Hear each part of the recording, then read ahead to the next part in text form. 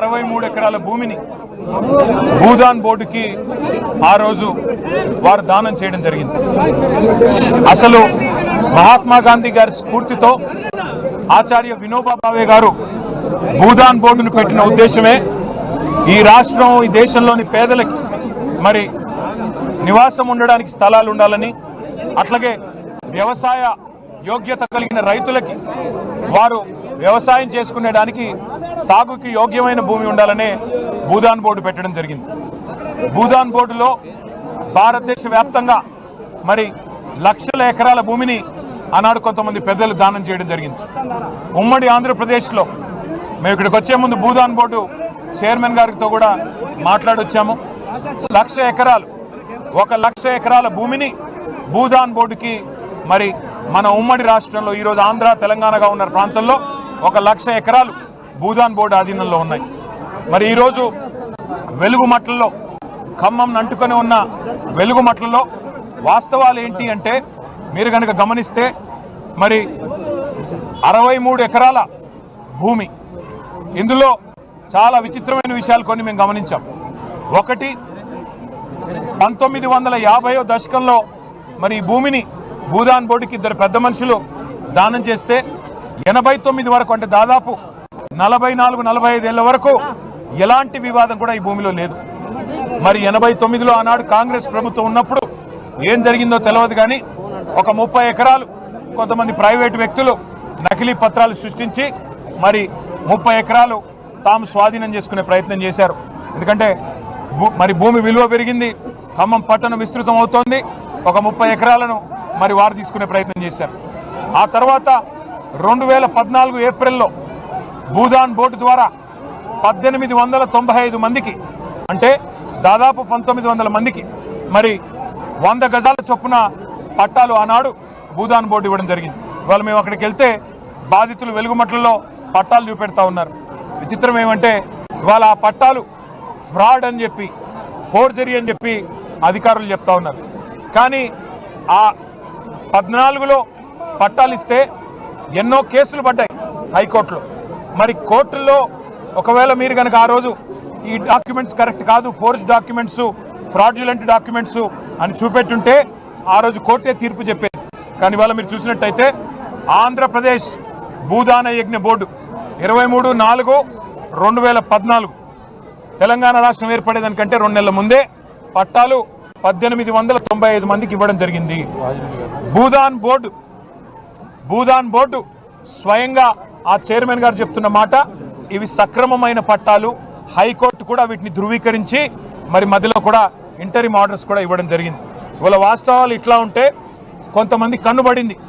ఈ జిల్లాలో ఉన్న 3 మోసగాళ్ళు, 3 మంత్రులు అడ్డమైన మాటలు చెప్పి అధికారంలోకి వచ్చి, ఇక్కడున్న డిప్యూటీ సీఎం గారు చెప్పారు వాళ్ళు చాలా అందంగా, కమల్ హాసన్ గారి కంటే గొప్పగా నటించి చెప్పాడు. ఏం చెప్పాడు? 6 గ్యారంటీలు తెస్తున్నాము, ఆ గ్యారంటీ కార్డులు భద్రంగా పెట్టుకోండి, 100 రోజులు భద్రంగా పెట్టుకుంటే 101వ రోజు మేము వచ్చి ఏదో పొడుస్తాము, మీకు ఇంటింటికి ఇంత ఇస్తాం, అంత ఇస్తాం, సంవత్సరానికి 2,50,000 రూపాయలు ఒక్కొక్క కుటుంబానికి ప్రయోజనం కలుగుతుంది, ఒక్క 100 రోజులు ఆ కార్డును కాపాడుకోండి అని చెప్పి డిప్యూటీ సీఎం ఆనాడు సిఎల్పి లీడర్గా చెప్పారు. ఇప్పుడున్న పొంగులేటి శ్రీనివాసరెడ్డి గారు 6 గ్యారంటీల అమలు మా బాధ్యత, మేము మాట ఇస్తే మడమ తిప్పము అని చెప్పి ఆయన కూడా అరవీర భయంకరమైన డైలాగులు. అట్లాగే తుమ్మల నాగేశ్వరరావు గారు మాటలు ఊకదంపుడు ఉపన్యాసాలు ఇచ్చారు. 2.5 ఏళ్ల కిందట ఏ మాటలు ఇచ్చైతే మభ్యపెట్టి ఖమ్మం జిల్లాలో మరి ఓట్లు కొల్లగొట్టారో ఇవాళ అవన్నీ మర్చిపోయారు. ఇవాళ ఇందిరమ్మ రాజ్యం అంటే ఇల్లు కూలగొట్టడమే ఇందిరమ్మ రాజ్యమా? పేదవాడి హక్కులున్నా, పేదవాడికి వాడి దగ్గర మరి పట్టాలున్నా నోటికాడి ముద్ద లాక్కొని వాళ్ళను మెడలు బట్టి గెంటేసి మరి ఏదో శత్రు దేశం మీద దండయాత్రకి పోయినట్టు 4,000 మంది పోలీసులు పోయి వారిని రోడ్డు మీద వేయడమే, మెడలు బట్టి గెంటేయడమే ఇందిరమ్మ రాజ్యమా? అక్కడ ఉన్నదంతా ఎస్సీలు, ఎస్టీలు, బీసీలు, మైనారిటీలు, ఎవరు కూడా సంపన్నులు లేరు. పక్కనే విల్లాలు కట్టుకొని విలాసవంతంగా ఉంటున్న కాంగ్రెస్ నాయకుల మాదిరిగా అక్కడ ఎవరు సుసంపన్నులు ఎవరు లేరు.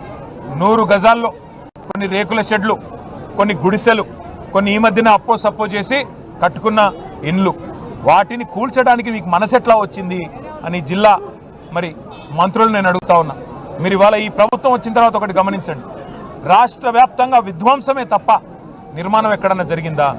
హైడ్రా పేరిట హైదరాబాదులో అరాచకాలు, మూసీ డెవలప్మెంట్ పేరిట, గాంధీ బొమ్మల పేరిట ఇవాళ ఎప్పటి నుంచో కాంగ్రెస్ ప్రభుత్వంలోనే పర్మిషన్లు ఇచ్చిన అపార్ట్మెంట్లను కూల్చే ప్రయత్నాలు. అట్లాగే ఎంత దయలేని ప్రభుత్వం, ఎంత రాతిగుండ ప్రభుత్వం ఇది అంటే, మహబూబ్ నగర్ పట్టణంలో దివ్యాంగులు, కళ్ళు కనబడిన వాళ్ళు, చెవులు వినబడిన వాళ్ళు, కాళ్ళు చేతులు చక్కగా లేని వాళ్ళు దివ్యాంగులు 150 ఇండ్లు కట్టుకుంటే ఈ ప్రభుత్వం వచ్చినాక బుల్డోజర్లు పెట్టి వాళ్ళని కూడా కూల్చేశారు. లగచర్లలో గిరిజనుల భూములు లాక్కున్నారు. ఇదేనా ఇందిరమ్మ రాజ్యం అంటే?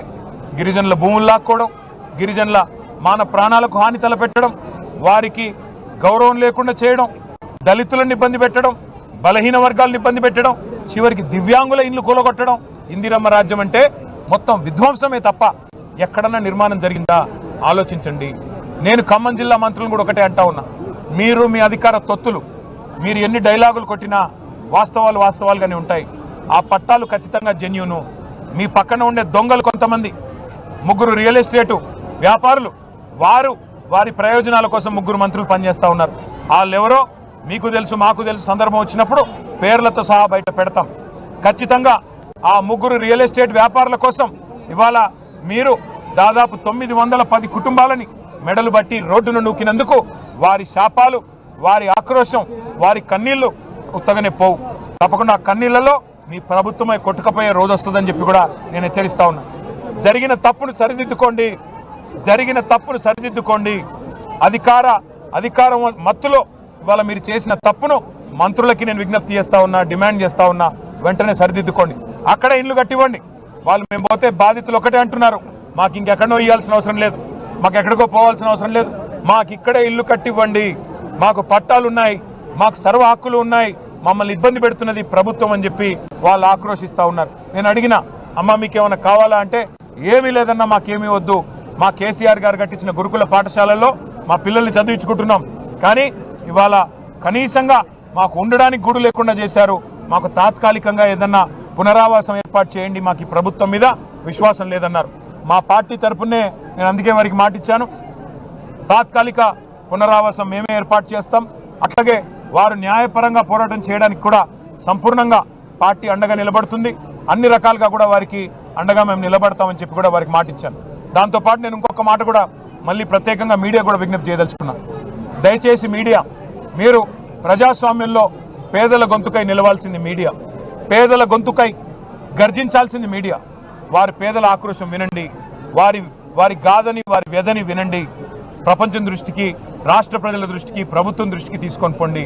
అధికారులు మిస్లీడ్ చేసిన ఇక్కడ ఉండే 3 మంత్రులు వారి సంపాదన కోసం, వారి అక్రమ సంపాదన కోసం వారు ఆ పేదలకు అన్యాయం చేసినా తప్పకుండా వారి గొంతుని మీరు వినిపించాలని కూడా మిమ్మల్ని కూడా కోరుతూ, తప్పకుండా కేసీఆర్ గారి తరఫున వారి దూతలుగా ఇవాళ అజయ్ పువ్వాడ గారు, గాయత్రి రవి గారు, ఆర్ఎస్ ప్రవీణ్ కుమార్ గారు, మా తాత మధు గారు, అట్లాగే కాంతారావు గారు, మా కమల్ రాజ్ గారు, మా చంద్రావతి గారు, అందరం కూడా వారికి అండగా నిలబడడానికి ఇక్కడికి వచ్చాము.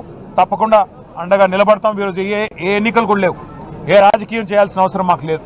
కేవలం పేదల ఆక్రోశం చూసి కేసీఆర్ గారు మమ్మల్ని ఆదేశిస్తే ఇక్కడికి వచ్చాం.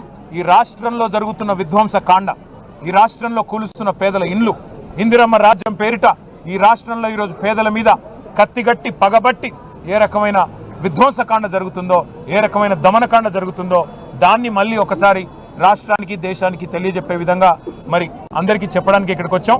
వారికి తప్పకుండా అన్ని రకాలుగా పార్టీ సహాయ సహకారాలు అందిస్తుంది. కలిసి వచ్చే ప్రతి ఒక్కరితో కలిసి పోరాడతాం. మాకేమీ రాజకీయం లేదు. ఉదయం కొంతమంది కమ్యూనిస్ట్ సోదరులు కూడా అక్కడికి పోయారంట. వారితో కూడా కలిసి నడవడానికి మాకు ఏ బేసిజన్ లేదు.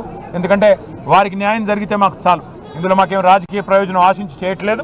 కేవలం ఎవరు కలిసి వచ్చినా, అవసరమైతే జాయింట్ యాక్షన్ కమిటీ ఏర్పాటు చేసుకుని అయినా సరే తెలంగాణ ఉద్యమంలో కలిసికట్టుగా ఎట్లా పోరాడామో ఆ పేదల కోసం కూడా అట్లా పోరాడడానికి బేసిజాలు లేకుండా మేము సిద్ధంగా ఉన్నామని తెలియజేస్తూ సహకరించిన మీడియాకు కూడా ప్రత్యేకంగా ధన్యవాదాలు. Thank you. మీ 3 మంత్రులు తప్ప మీది కానే కాదు.